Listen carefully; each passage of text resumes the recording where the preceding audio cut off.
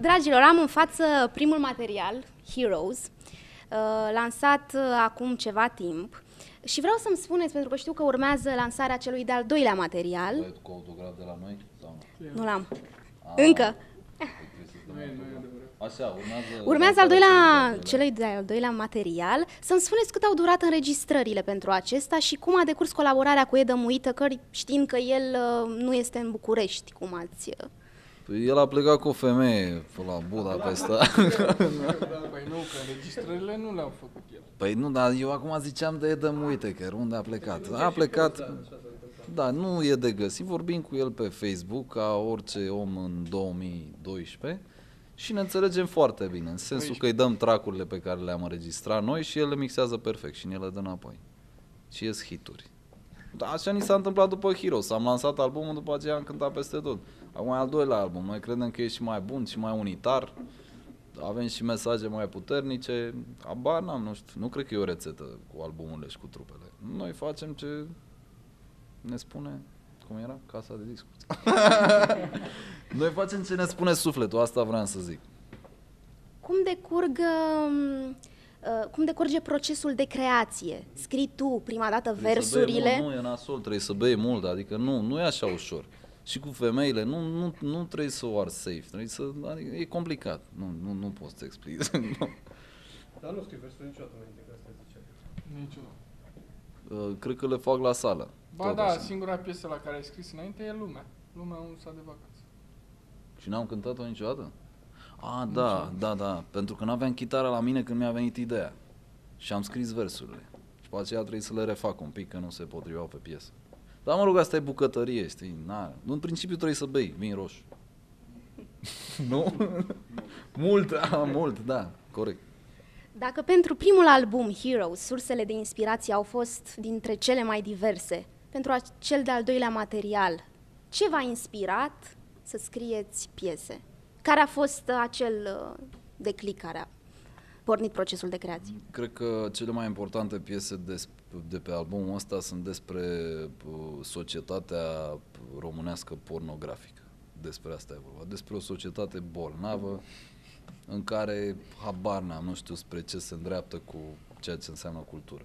Cred că asta e cea mai mare intrigă ce am scris. Și în rest, dragoste, vin roșu, am mai zis asta. Brânzi. American grav, așa. Poker. Videoclipurile voastre au fost incitante toate până acum. Spuneți-mi pentru cei care vor să vezi pe ăsta. Vorbiți-mi puțin despre Nopți Albe. Regizor, actori, povestea din spate. Sergiu a plecat și dacă a plecat zic că eu am fost regizor, actor, eu am fost mașina. Nu, e Sergiu Mihaescu cu care am lucrat și e prieten foarte bun de-al meu. Și Călin are un prieten foarte bun cu o mașină Jaguar, la fel de porno, decapotabilă roșie, ăsta are niște pipe și eu mai am un prieten, știi care e șmecheria? Că Patapievici a venit din trecut, Patapievici tânăr, și ne-a spus să cântăm piesa asta și a mers cu noi în decapotabilă. Poate părea ciudat, ți-am zis, da? Este mai ușor să scrii în limba engleză sau în limba română? În limba română trebuie să ai un motiv foarte clar pentru care să scrii. Din experiența mea, așa merge. Nu poți să scrii pur și simplu niște versuri. Trebuie să ai ceva foarte clar de spus. Și când am avut, am spus. Pentru ce artiști internaționali vă vedeți cântând în deschiderea concertelor lor? Sau care sunt trupele pe care voi le admirați și la care vă raportați? Eu am cântat deja cu Casa Bian la, cum ziceam, Peninsula. Radiohead. Zi-mă, știu tu. N-ai cântat în deschidere. Îmi plac Muse. Am Muse, aș vrea să mergem. Muse, dar nu mai cântă așa bine Muse. Mie-mi place Horia Branch. Am glumit! Se va interpreta. Am glumit! Nu, dar am văzut că e foarte în vogă. Am văzut că e foarte în vogă, adică fac unii o emisiune de asta imbecilă, tot poporul se uită, după aceea asta vinde 4 zile sala Palatului plină, știi? E un mecanism care funcționează. Nu, este Horia. E Horia Brenciu. Bănică s-a dus acum. Fănică. Amândoi au. Nu, Horia Brenciu. Uite-te și tu pe postele prin oraș. Are posterul mai mare, asta vrei să spui. Există decât un al mecanism, mâinii. există un mecanism și funcționează, doar că el e pus în mișcare doar pentru anumiți elefanți. Asta este societatea contemporană românească. E deprimat, s-a apucat de fumat. Nu m-am lăsat de fumat. M-am apucat de fumat acum 2 zile, n-am mai fumat de când n-am mai fumat. De ieri. Vorbește-mi puțin despre colecția ta de mașini de scris. Ți este mai ușor să scrii versurile pieselor la o mașină de scris? Da, la fel cum e mai plăcut să cânti pe un Gibson din 2000 sau de când o fi ăla, de 12 ani, 20 de ani. Nu știu, îți dă o senzație. Deși să știi că te miști mai greu. Eu bat cu 2 degete la mașina de scris, e groaznic. Da, dar sunt foarte frumoase exemplare mele. Unul l-am primit de la Green, vrei să zic de tine, nu? Mulțumesc. Și unul de la Manager, de la Ernesto. Uite, filmați-l un pic și pe Ernesto. Bam. Gata, e suficient. Cătălin, mai pictezi? Când am pictat ultima dată? Am mai desenez. interviu ăla. Să zic că desenez, dar nu, de pictat nu, e foarte Photoshop, complicat. s-a apucat de Photoshop. Are level 200.000. Plus. Da, Photoshop și camerele foto mă pasionează acum. Știu că tu te ocupai de tot ceea ce înseamnă parte grafică, afișe și așa mai departe. Ești în continuare... Da, chiar am făcut niște fotografii cu Jaguarul ăla, mi-au plăcut. O să postăm acum, după ce terminăm cu interviu, postăm. Dar e deja... Am pus așa una, da, trebuie să postăm posterul. Bogdan, locul în care voi cântați, pentru că ați cântat în locuri diverse, la multe festivaluri, în multe săli, poate influența acest loc dinamica concertului sau setlist-ul? Clar. Dar de fapt numai așa e. Numai dacă e cel mai mișto loc, atunci este cel mai bine. Dacă e cel mai mișto instrumente, tobe mișto. Sunet, dacă sunetistul e excepțional, atunci sună cel mai bine. Noi nu prea. Deci e super important locul. Feng Shui. Da. Vorbește-mi puțin despre faptul că tu ai terminat o școală. Și el. Două. Ai Greenville Music, nu? Da, e ceva nou pentru mine, adică sunt cu Nu niște știe colegi, nici el, nu prea știu, încerc să fac așa ceva și cu muzică și cu evenimente, nu știu, petreceri. Nu. Seră de poker, băute, Pariuri sportive. butic, magazin Da, Greenville universal. Music. Nu știu, mi-a plăcut numele O ăsta. să meargă Greenville. bine, o să meargă bine. E un fel de orășel așa, vesel, muzică, nu știu, înregistrări. Încă nu știu ce să spun despre asta. Mai vedem peste un an. Vreau să-mi povestești despre momentul de anul trecut, când tu ai fost la Veneția, 2000 de kilometri, 1000 de kilometri, Am pedalând fost cu avionul. timp de 2 săptămâni. Cum a fost această experiență și cum te-a marcat ea? A fost ok. Cum? A fost ok, nu-mi place să mă prind cu A bicicleta. venit super bronzat. Da, și 1000 de kilometri nu înseamnă chiar de mult, cum pare așa. 1000 de kilometri, cred că și pe București, în timpul anului merg mai mult, să s-o adunat, da. În fine. Ce trebuie să mai zic? Zice bicicleta aici. Și da, și suntem toți pasionați de biciclete, nu numai eu. Și el și așa, nu știu, tu ai... el n-are, e singur, da. O să învețe, da. Care a fost cea mai frumoasă drumeție montană pe care ai făcut-o până acum? Montan. Cu bicicleta sau fără? De munți ești pasionat, nu? Mai mers și pe munte, da. Dar nu știu de ce m-a La întrebat. Padina, mă. La de Zal, da, la Padina, da, frumos, are dreptate asta. Cu trupa aici de față. Da, pe asta nu prea mai mers de mult pe munte. De când eram mic. Nu a fost bună întrebarea asta. Ce trupe românești apreciați? Da, el le zice mai bine. Nu știu, mie îmi plac Robin, adică mie îmi place și de Robin. Mai plac Sophisticated Lemons. Da, cred că sunt mai multe, nu știu, poți... Da, și de mult. Acum tu poți să apreciezi unele chestii la unele trupe, altele lucruri nu le apreciezi, nu știu, dar în principiu apreciez oamenii care au ceva de zis și zic. mi se pare că Robin are ceva de zis. Pe... Grimus îmi plac. Îmi plac Grimus. Mie îmi plac Monogex. Tu ești mai sensibil așa. Girl. Și Sophisticated sunt super. Da, și sunt tineri, au avantajul ăsta, știi? Ai înainte... Altfel e la 22 de ani. Ne-am născut și eu. Da, sunt multe.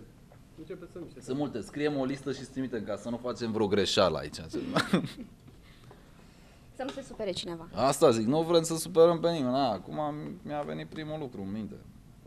Pe primul album apare o piesă Wonders, cântată alături de Andreas Aron din Pixels. Da. Pe cel de-al doilea material vor apărea câteva nume surpriză. Nu. Răspunsul e clar, nu. Nu vor apărea câteva nume surprize. Cât contează și cât de mult v-a ajutat pe voi promovarea în mediile virtuale, rețele sociale, Facebook, Twitter? Da, nu știu, și asta e interesant. Vezi că mediile astea sociale se sucombă, cum spunea cineva. Adică e cumva un trend. Era la un moment dat MySpace, acum e Facebook, nu știu ce să zic. Trebuie să te folosești, că călărești valul cât e acolo, după aceea, nu știu. E internetul, care înseamnă democrația la putere. Nu știu, era la un moment dat o lege, vreau să se bată voia, să instituie o cenzură. Asta era nasol, era cel mai nasol pentru democrație, sau mă rog, democrație. Ce credem noi că ne aparține și nouă puterea, de fapt despre asta e vorba. Și pe internet chiar îți aparține puterea. Sunt, sigur, niște mecanisme care te pot împinge în față, dar poți să ai norocul să prinzi un culoar. Spre exemplu, Toulouse-Lautrec a prins un culoar cu Te Spun. Nu știu, acum suntem la 300.000 de view-uri. Dar nu putem să repetăm asta. Dacă îmi propun acum să fac 300.000 de view-uri, nu o să le fac. Dar cu Te Spun a mers și merge în continuare, crește. Nu știu, nu le stăpânești tu lucrurile astea. Și ne-a ajutat Gherila, clar. Păi, da. Ne-a ajutat Gherila, nu că ne-a ajutat Gherila. Nu existam fără Radio Gherila. Vă gândiți pe viitor să concertați în anumite locuri din țară în formulă acustică? Să vă duceți să cântați câteva concerte doar acustic? Da. Nu prea ne gândim la asta. Nu Prin prea. București mai băgăm acustic. Prin București mai cântăm acustic. Am cântat de multe ori. Și probabil că o să mai întâmple. Nu știu. Băgăm pentru prieteni, adică un acustic, nu știu, e pentru câțiva prieteni, să fie o atmosferă. E greu să nimerești fix atmosfera aia. Câteodată ne-a ieșit, câteodată nu ne-a ieșit. De fapt, cred că o singură dată ne-a ieșit așa. Ești mai mult ne-a ieșit, da. Da, nu știi cum e treaba asta cu acusticul. Câteodată e atmosfera așa și mai contează până la urmă acustica încăperii în care cânti, dacă tot cânti acustic, știi? Nu știu, e delicat. Dacă să mergi prin țară să faci turneu, de ce să-l faci acustic? Că trebuie să faci balaurie acolo, să vină lumea, să se îmbete, să se simtă bine. Deci nu ne gândim să cântăm acustic. În ce oraș din România v-ați simțit cel mai bine de până acum? În Cluj și Craiova. Craiova la el în cap, da. Nu, tu ai uitat ce bine te-ai simțit la Craiova? E bine la Craiova. Ori am uitat E bine și la Craiova, și la Cluj, și la Iași. Și la Budapesta? Târgu Mureș a fost. Și la Budapesta. La Budapesta n-a fost chiar rupere, dar a fost bine pentru oamenii care au venit, le-a plăcut. Da, putea să fie full, ăla e Baritai Clubul.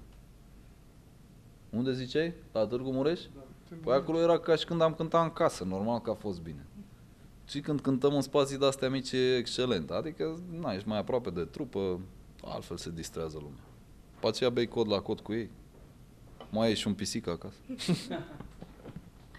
Cătălin, mai semnezi muzică pentru piesele de teatru? Te mai putem găsi undeva la teatru perioada următoare? Da, o să fie în aprilie, cred, nu știu. Am făcut muzică pentru Capete înfierbântate și pentru Declar pe proprie răspundere. Și se mai joacă. Cum ați defini voi, fiecare în parte, arta? Arta în general și muzica în particular. Nu vreau să ajungem aici. Când am terminat facultatea am făcut un proiect Ce e arta și la ce ne ajută ea. Nu l-am făcut ca să aflu niște răspunsuri, ci ca să pun niște întrebări. Așa că nu știu, dacă îmi pui o întrebare o să-ți răspund cu o întrebare. Nu vrei să ajungi acolo. Nu știu cum e arta. Ce este pentru tine? Cât de multe... De ce artă? De ce atunci când erai mic te-ai dus în această direcție? E o discuție mult prea serioasă, Lavinia. Este despre niște neliniști transcendentale. Nu vrei să ajungi în discuție, crede-mă. Mai bine mai bem niște vin. Da, exact. Iată și răspunsul. De ce în repertoriul vostru, eu cel puțin nu am regăsit foarte des, cover-uri? Nu sunt atât, sau nu le considerați o necesitate sau nu v-ați gândit până acum să... Nu știu, odată că e un teritoriu în care dacă intri e destul de ciudat, pentru că tu cânti ce a simțit altcineva, nu știu, e ciudat. În același timp, câteodată chiar te distrezi la sală, mai ai câte o piesă și ți se potrivește sau îi dai o nouă interpretare. Nu știu ce să zic. De obicei nu ne place să cântăm cover. Da, uite, ăsta pe care l-am dat la Guerilla, nu știu, ne distrăm de fiecare dată. Adică numai dacă te gândești la Rod Stewart cu colanții aia, nu știu dacă ai văzut videoclipul, deci face niște figuri, bă, e hilar. Ăla, frate, deci toți aveau păr de femei în vremea aia. Plus, Toți erau la un moment dat se sărută cu o femeie și nu-ți dai seama. nu-ți dai seama. E Păi chiar am zis, uite, frate. un ghemotoc acolo, un șomoioc. Era o modă. Da. Și plus, cum poți să intitulezi o piesă Do You Think I'm Sexy? Adică, gândește-te în România, știi? Crezi că sunt sexy? Cum să te zic? Ne distrăm, da. Pe de altă parte, mai cântăm o piesă Enola Gay. Aia nu e chiar distractivă, știi? Aia e despre un bombardier. De-aia nu ne distrăm, da. Că, na. Și hitul? Cover hit. Ăla e chiar la mișto. Mariah Carey? Da. Ken Lee, e o bășcălie. Ați cântat-o acum 2 ani la Radio Guerilla și a fost un moment... Da, păi toată lumea după aceea ni l-a cerut la concert.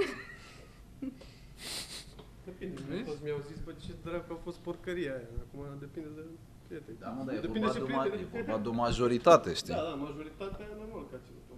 E de dragoste. Mai colaborați cu Vlad Petri? Da? Dar nu la videoclipul ăsta. Am Și făcut da, până, dar a ajuns vedetă Vlad Petri. Se ocupă de problemele astea sociale și a ajuns, acum lucrează la un, dar mai bine nu spun. Da, uite, o să spun, îi fac reclamă, cred. Lucrează la un documentar despre ce a filmat el cu piața. Și probabil că ăsta e un teaser pentru ce o să facă el. Nu știu dacă vrea să spun asta. Ba da, mă. Vrea? Da, e bine, e ocupat. Și atunci l-am mai lăsat și l-am luat pe Sergiu. Vă gândiți să lansați, poate nu anul ăsta, dar anul viitor, un DVD cu un concert filmat și pentru fanii care poate nu reușesc să ajungă întotdeauna la concerte sau din străinătate, fanii voștri? Nu. E o idee bună, dar nu ne-am gândit. Nu, doar ăștia, Scorpions, Metallica, Pink Floyd. Încă nu avem 40 de ani de carieră. Nu avem 40 de ani de carieră încă. Da? Da. Dar există... Și e scump DVD-ul ăla, frate. 5 ron. Nu, dar există un concert la Brașov filmat și e tot pe net. E chiar calitativ așa și cu Macara, bine, acolo era implicat un brand ăsta care, da, investea mulți bani. Și tu îți cam dai seama unde faci concert filmat, știi, în piață, mulțime. Mă rog, nu e chiar... Nu neapărat că nu ne dorim să ajungem acolo, dar vorbim de altceva, știi? Industrie, nu? La un moment dat când o trupă face asta, nu întreb pe ei dacă vor. Întreb managementul, casa de discuri, sunt alte lucruri. Noi să facem așa, poate să ne vină o idee de ceva, știi, poate acasă, cântând. Mai ții minte clipurile aia din mașină? Da. Când imitam formații? Da. Aia le face o trupă care are ceva de spus. Da, ne gândim să scoatem în schimb un vinil cu piese blues, de asta e proiectul. Wow! Suntem sensibili, da? Călin, vorbește-mi puțin despre activitatea ta în arhitectură. Cum se împacă... Cum se împacă arhitectura cu muzica și la ce vârstă ți-ai dat tu seama că trebuie să mergi și pe domeniul muzical? Muzica că mi-am dat seama înainte de arhitectură. Dar, nu știu, să-mi pagă bine. Adică nu o să-mi fac niciodată doctoratul în arhitectură, dar dacă mi l-aș face, ar fi titlul Muzica din arhitectură. M-am gândit de mult. Doar titlul. Titlul e perfect, dar nu o să fac niciodată lucrarea asta. Nu degeaba să numești albumul ăsta. Da, deci da, le înțeleg pe amândouă la fel. Prost, dar la fel. Ce, atât? Ce, mai arăți eu? Și când m-am apucat, nu știu, cu muzica de vreo 14 ani, așa, cu arhitectura mai la 18, când am intrat la facultate. Deci mai târziu. De microfon înapoi. Tu ce faci în seara asta aici? Ce cauți în trupa asta? Cum te numești? Alexandru Și mai cum? Gavril. Și ce cauți aici? Eu sunt chitarist și cam atâta. Atâta știu să fac. Și moldovean, da, e o profesie. Și de ce cânti cu Toulouse-Lautrec? E fain. E fain, chiar e fain. Mă simt mișto. Ce îți place la Toulouse-Lautrec? Îmi place de el, că e artist. De el? Nu, de el. Da. Și mie, și nouă tot de el, da. Da, și... Dar noi nu-ți place? Ba da, îmi place și de voi. Îmi place că nu despicați firul în patru, așa. Totul e direct. Merge sau nu merge. Și-o dați. Mai vreți să mai zici ceva? Dacă ai întrebări, îți spun. Nu mai e nicio întrebare. Vrei să mai zici Nu tu? mai vreau să zic. Ai povestit mai devreme la Radio Guerilla că ai făcut o școală de muzică la Londra. Povestește-mi puțin despre experiența aceasta și cât de mult contează pentru tine ca muzician să ai făcute studiile în afară. Dacă sunt mai performante decât conservatorul. Da, deci ai înțeles întrebarea? Da, am înțeles. Păi, în primul rând, ai ocazia să studiezi genuri de muzică care nu se le face aici la conservatoriu. Am fost și aici la conservatoriu la jazz, dar faci doar jazz. Acolo iei de la blues în anii 30 până la funk, soul, heavy metal, death metal, orice muzică progresivă, toate stiluri și ai, în loc să faci, cum să spun, să dezvolte abilitățile de interpret, deci ei să citești o partitură, îți dezvoltă, cel puțin mie mi-a dezvoltat capacitatea de improvizație. Mie asta îmi place cel mai mult la muzică. Eu, 60% din concertul ăsta, eu habar n-aveam ce fac. A fost așa.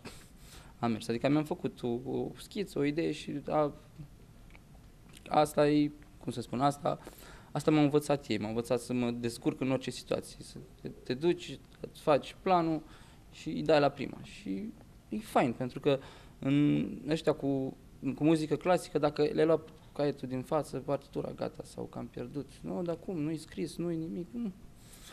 Și ai un, cel puțin îmi place să cred că ai un level în plus, așa, știi, vezi lucrurile cam cum se învârte roata acolo la ei și au într-adevăr alt approach, alt respect față de artiști, adică nu știu, am avut o experiență foarte interesantă acolo, la un moment dat eram cu o chitară în autobuz și mi s-a oferit locul, aici mi s-a spus, cântă bă și mie o manea, adică a fost o... Și atunci de ce dracu te-ai întors?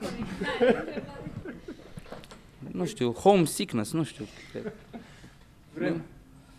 Nu, vremea mi-a plăcut. Nu, englezii sunt superficiali, așa. Nu, Românii nu, da. Adevărul ăsta e. românii sunt mai prietenoși, așa. Chiar dacă sunt ei mai, nu știu cum, mai colerici, așa, sunt mai cu nerv, așa, dar măcar știi că ai o bază, adică ei suferă pentru tine, te nervezi cu ei. Cu englezii nu, adică ai o relație de amiciție și atât. Și nu poți să dai level up, n-ai cum, mai ales ca străin, n-ai nicio șansă. Și am zis că mai bine vin acasă, Mai bine cu Toulouse-Lautrec decât cu Casabian, cu de-astea, da. Ei arată pe Casabian, da, uite, ai dat de Toulouse-Lautrec. Și îmi pare foarte bine că am dat de băieți, chiar Mai zi o dată, da. Da, îmi place foarte mult muzica lor. Îmi place, Bogdan, el e de vină că eu sunt un om așa foarte tehnic, îmi place tehnica și el mi-a scos chestia asta, adică, bă, viață, muzică, lejer, ascultă, simte-te bine, știi? Și Uite-te la noi, așa, nu știm nimic, dar cântăm. Asta e vibe, știi? Și e fain, că mă simt, stai un pic, că nu-i totul de stai. Eu am fost foarte tocilar, așa să zic, știi? Este adevărat că ești cel mai rapid chitarist? Nu sunt cel... E modest, ești cel mai rapid. Nu. Eu sunt, cum să spun? E greu ăsta. Mă gândeam când eram mai mic, gândeam că tot e o competiție, că trebuie să faci, să studiezi, să gome, nu, mi-a trecut chestia asta. Probabil e o fază de 20 de ani, așa, când îți vine și vrei să... Vrei să cunoști pe cine trebuie. Da, exact, nu, serios, are dreptate, să cunoști pe cine trebuie. Altfel, poate eram și acum, voiam să fiu un fel de Yngwie Malmsteen sau ceva. El e unul singur, gata. N-ai cum. Ai vorbit cam mult deja. Da. Gata, mi-ajunge. Dintre trupele din România, vă vedeți cântând, eu știu, o preluare sau nu, piese împreună, cu Robin, să mai să cântați facem împreună. featuring. Da. Ne-ar plăcea, acum că avem 2 piese hip-hop, mă rog, aproape hip-hop, să nu jignesc hip-hopării din România. Ne-ar plăcea un featuring cu un super hip-hopper. Da? Nu știu. Cam atât. Albumul cel nou are deja un nume? Sau... Putem să zicem, nu? De fapt am zis la radio, da, se cheamă Extraordinar. Și va fi un album Extraordinar. Este, deci. Da, piesa care dă numele acestui album. Da, și piesa extraordinară și albumul e extraordinar. Și noi? Vom găsi mai multe piese în limba română pe acest al doilea material? Sau avem și engleză, franceză? Avem și franceză și engleză, dar nu știu dacă sunt mai multe. Cred că sunt tot atâtea, vreo 4-5. Nu sunt 4-5? La un moment dat ne-am panicat că nu aveam destule piese în limba română pe albumul ăsta ca pe albumul trecut și am mai făcut una. Ce mesaj aveți pentru cititorii infomusic.ro? Nu știu ce să zic. Sunt minunați că există și că ascultă muzică altfel și poate citesc cărți și poate știu lucruri. Și poate sunt niște oameni minunați cu care să stai să bei un vin, să discuți. Asta ar fi excelent. Ar fi super. Bogdan? Ascultați muzică românească. Bun asta, bun, bravo. Dar nu numai. Mai bine să ne pregătim, pentru că puneam bere și aveam quest aici. Da, e bun asta cu băutul, cu vinul, cu așa, nu știu cum să zic. Vin, roșii. Da, ascultați și altfel de muzică, ascultați, citiți, umblați, vedeți lucruri, deschideți ochii, capul, urechi, tot. Dacă în momentul când îți dai un level de genul ăsta, ai să vezi că nu. Fac, nu am bătat. Stai așa, că vrea să vorbesc. Am așa? Gata, nu vreau să vorbesc. Gata. Da. Rock and roll ăsta e meseria.